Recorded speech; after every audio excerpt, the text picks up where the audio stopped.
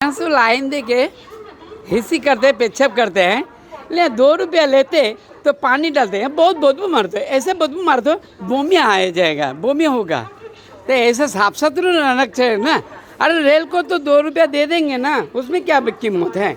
देखो ना बहुत बदबू मार रही, तो ये बहुत गंदगी है। ऐसा कैसे बाबा, इतना बुरा हाल नहीं होना चाहिए था। एक गंदी बात है।